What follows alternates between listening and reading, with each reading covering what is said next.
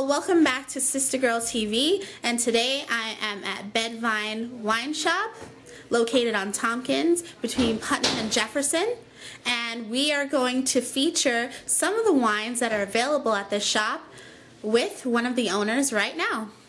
Lovely, lovely. What's up, Sister Girl? What's going on? Thanks for coming to Bed-Vyne's. All right, we're gonna start right here. This is an under 10 table. So awesome. Everything here is under $10. So take your pick. Okay, so we got a little Moscato here, which is a favorite amongst many. Hell, awesome. So, is this a sparkling Moscato or a non-sparkling Moscato? It is a sparkling Moscato. It comes from California. It's basically a Moscato for, everyday drinking wine, basically. So, this is not, I would say your higher end Moscato, but it's a decent Moscato for, if that's your thing, come home from work, pop a bottle, whatever, have a glass or two, put it back in the fridge and have it the next day. Great wine for that. Okay. My friend actually got this bottle, cheap white wine. Mm-hmm. So what exactly is the flavor of this? We didn't get a chance to try it because she kind of just took that home with her. Okay. Well, the cheap white wine basically is a Californian table wine. And in California, there's two main grapes that grow out there, which is Sauvignon Blanc and Chardonnay. Mm-hmm. So it's a blend of the two. So you get notes of citrus. You get some very generous fruit. It's also crisp as well too. So Sauvignon Blanc helps firm it up a little bit. That's a taste of that. And that's a good everyday drinking wine as well too.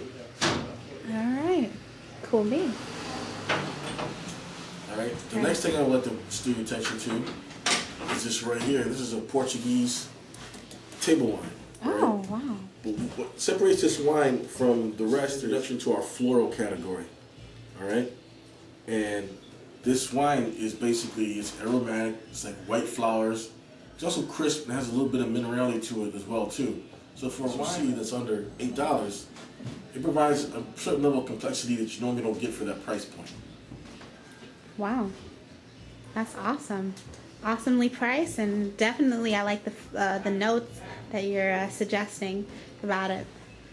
Absolutely. And then the last but not least is Sweet Walter White from Bully Hill in the Finger Lakes. This is a very grapey, citrusy, sweet wine, and it retails for under $9. And as you can see in the back, there's a little meter that tells you how sweet it is, and it's basically on the spectrum. Wow. For the whites, I would say. And the artistry in the bottle is amazing. Absolutely, absolutely. So for the below 10 table, there's a lot of great options here. As you see, it ranges from sweet to sweet, and then there's something in the middle, a little crispness, so everybody can enjoy something here. So as we move closer over here, which of the wines do you feel are your personal favorite? Okay. One thing I'll say right here is your Fila Chardonnay Roble, which means that it did 3 months in oak. This comes from Argentina. It's a Chardonnay that's going to get you a little bit of toast, a little bit of nuttiness, and a little bit of butter. So therefore, it's in the toast category. Most wines in this category are wines that are aged in oak, but there's some that aren't aged in oak. For instance, like this, Marsanne. This is from France. This wine, it's got old vines. Old vines sometimes add a little buttery complexity to the wine. So this one's a little highlight as well too. We have Carlage Brown. This is a big brand from California, and this one is basically the typical California Chardonnay, where it's got a nice big citrus fruit, nice buttery toast on it. Generous amounts of flavor. And then we move into the floral category. Okay, and I will say right here that this Temp de Flores, this is from Spain. This wine could actually go into, because the wine has so much complexity going on. Excuse me. Wine, first you get white flowers, and then what you notice from the white flowers is it has tremendous aromatics. But with the aromatics, when you go to the finish of your palate, you get some nice mineral crispness to it as well too. So this is a type of wine that you could actually put in either category between floral and crisp. But I wanted to highlight that one. And then also this one right here, this is a Greek wine. Wow. This is new to us as well. And this wine, as you can see, has won several awards. And again, is a wine that's got some serious complexity as well to it. It's got minerality, aromatic. It's also crisp. And then, last but not least, I would say in a crisp category, we have this Verdejo from Morena, Spain. This one, you get a lot of citrus fruit to it. You get some minerality to it. You get a nice crisp finish. And this is a nice wine to pair with seafood or shellfish. Wow. Right, my favorite. All right. Then over here we have wines that are going to be more generous in fruit. You know, Tablelands. This is a New Zealand Sauvignon Blanc. This is not as crisp as some Sauvignon Blancs. It's a little bit more rounder, a little bit more generous in the fruit. And then we have this right here, Malvasia, the Chardonnay Malvasia from Spain. This is from the Toro region of Spain. The Toro region, really big, bold wines. But, you know, the whites that they have there have a tremendous amount of fruit and tropical fruit character in this. This is a nice wine that you would get some hints of like pineapple, mango, and citrus. And it's blended really well, so you get a nice, smooth, velvety mouthfeel, sort of. Not even velvety, silky mouthfeel, I would say, on this. So, then we move on over to the sweet. And in the sweet over here, we have this, right here, the Saint Anna. This is a Spatulesa. It's also organic. Anything with a green dot in here is organic. Oh. And then we also have the Sirocco Moscato. And we have the new age Torontis and Sauvignon Blanc from Argentina. This has a little bit of fizz to it too, so it's a little bit of sparkling as well too. Is there sparkling in this one too? Yes. Ciroc. You know what? I really love that one a lot. I actually a couple of places used to sell it, and they haven't anymore, and it's always been so beautiful. Excellent wine. It's one of the Moscato wines. Moscatos, to me, they have a really good Moscato. Really, there's one thing, but to me, the higher end Moscatos are the ones that have a nice, crisp finish on it, where it's like you get the fruit and the juiciness, the apricot, the peach, the ripeness on the front, but then when you finish, it's crisp, and it wants you to have more of it and just drink more and more and more. And this is one of these wines that has that nice short finish that just wanting you to have more, have you wanting more for it. So that's definitely one. So that's the whites. All right. So now we're moving to some of the reds. A lot of people's favorite. Yeah, we'll start with under 10. Okay, we'll start with the under 10.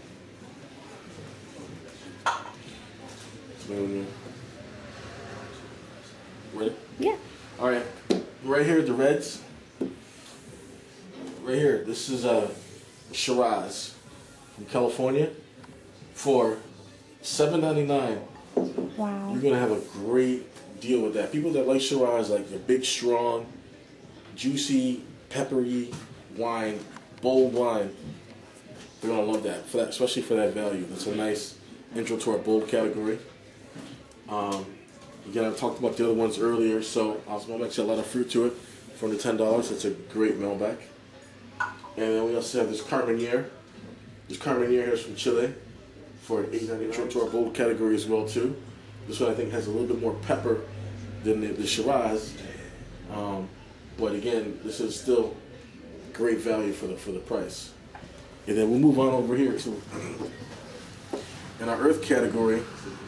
I will mention that we have a nice Burgundy here that retails for about $20. It's got some nice Earth cherry. You know, we got a couple Bordeaux's here. They have some nice, you know, structure. Got some, you know, nice wood in it, leather, tobacco. You get all that in these two Bordeaux's right here. And then we have, you can see right here, $11.99. We have a Malbec Roble from Argentina. Just 3 months in oak on the finish on this wine. So it's pretty unique, I would say, for a Malbec. We have a Dacia. We have two brands of a Dacia. We have a Shiraz and a Malbec. The Shiraz is, I would call, animal. You get the nice meaty funk in this wine. Animal. Try it. Yeah, we call it animal because it's just one of those wines that you smell it. It's like wow. It's just like wild. You know, it's just something that's uncontrollable. Just straight wildness. So Then I'll move on to this Mascherelli. This is a nice Montepulciano for the price, and it's organic as well too. You know, you're gonna get a nice wine that's got some good acidity to it. It's got some nice fruit. It's got some nice earthiness. It's a well-balanced wine that will go excellent with any nice pasta dish or even. And then I want to move on to here. This Chianti is from the, Chianti actually from the Tuscany region. Mm-hmm. What separates this Chianti from different other ones, is that this Chianti was done in the Amarone process. And what that means is, in the Amarone process, they take the grapes after they harvest them and they let them sun dry on mats for like 3 months. And so these grapes just raisinate from the sun. And you get nice, strong, concentrated fruit. Well, they did this with these Sangiovese grapes at this winery here. They use the same technique. So what you do is you get a nice, raisinated, full-body wine, higher in alcohol content you would get from a Chianti, but also it has the same minerality as the Chianti. So strong, concentrated, raisinated fruit with the strong minerality. And this wine right here, for a steak, can't beat it. Can't beat it. So, and then this right here is in our borderline between our bold and our rich category. This is the formula. This is a Cab Shiraz blend from Australia. Now, I actually met the winemaker from this, and for the price, $17.99. So it's a great value. The winemaker, basically is this guy. He looks like he's a scientist. White lab coat on, his hair was all over the place. He had glasses on. He was just pouring the wine. I tried it, and I was like blown away. I'm like, wow. And this was the low end of what he carried. His range went up there.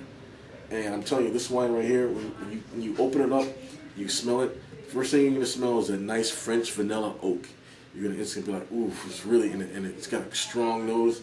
And then you taste it, you can just see it's a nice, bold, powerful, rich wine. It's got hints of balsamic, chocolatey, cherry, wood. This is an outstanding wine, and it's got a vibrant acidity, and the tannins on it are just enough. The tannins just enough to flavor you just a little bit. And then, so from there we'll move on to sparkling. Okay, and the sparkling things I would point out is we have a nice Lambrusco here, we have a nice everyday Prosecco, but right here, this is a Cremant from Burgundy, and for the price, as you can see, this is exceptional. This wine right here is a wine that when you open it, you get nice, crisp green apples, and it's just so crisp and so refreshing when you taste it. That this is definitely a must. I mean, forget champagne. The Cremant is gonna have a little bit more fruit to it, but I'm telling you, you'll be satisfied when you crack one of these open. It's like bottling up a summer's day. Yeah, absolutely. And this is another thing right here. This is from Argentina. This is a sparkling Torrontés. Now this is a demi-sec, so it's got some sweetness to it as well too. But this wine, what you get, you get the nice good structure of the sparkling wine, but you also get the aromatics in the florals from the Torrontés. So this combined with sparkling is just it's just out of sight. It's just a great combination that it's very you just have to try it to experience it. And then right here I want to do the Cycle Buff Beauty. Again, this is the beginning of our fruit section. This is a Shiraz Melback blend. Great label. It's got good reading on the back as well too. This is a collector's item, okay? Sure. Because this wine, when you drink this wine, you're gonna get in the beginning nice dark fruit. You're gonna get blackberry. You're gonna get plum. But in the middle of the palate, it turns to more of a dark cherry. But on the finish, you get this nice bite and a tannic finish. But the tannins aren't really strong and aggressive. It's more like foreplay on the top of your tongue. It's unbelievable. And then to finish that off, the next thing over here that I would say that's a standout is we have a Beaujolais imported by Kermit Lynch. Everybody knows who Kermit Lynch is. This Beaujolais right here, this is in our complex wine. This wine has a distinct front, mid, and finish on the palate, and it's just one of those wines that is just like, wow. Because most Beaujolais are known for their fruit and stuff. This has that, but this also has that minerality to it. It's got good acidity. It has it all. So this is a wine I would say is like a complete package. And at least, if the last section we have is the porch section over here and our dessert wines. And these wines, I would like to mention this Moscatel from Navarra, Spain. It's all natural wine. When you taste this, you can tell that nothing is processed. And you get hints of apricot, honey, and peach. Wow. But you also get a nice bite at the end of this too, because this wine has 12.5% alcohol, and so it's, you know, so it's not, it doesn't drink like a typical Moscato. You know, it's not sparkling, but it's very light, and it's got a great silky mouth feel to it. So if people wanted to share a bottle of wine, and one person was one that didn't really like sweet wine, and one did like sweet wine, they could kind of like compromise and have like both what they want. Absolutely, absolutely. And the next one I want to point out too is we have a chocolate wine from Argentina, and its wine is basically a blend of Moscato, Torrontés, cocoa powder, and cream. And before, when someone brought this to me, I refused to taste it at first. I'm like, come on, wine from chocolate wine? Give me a break. Come on. But she insisted that it was a good wine, and so as she started to walk out of the door, I said, heck with it. Come back here, I'll try this wine. Man, was I impressed.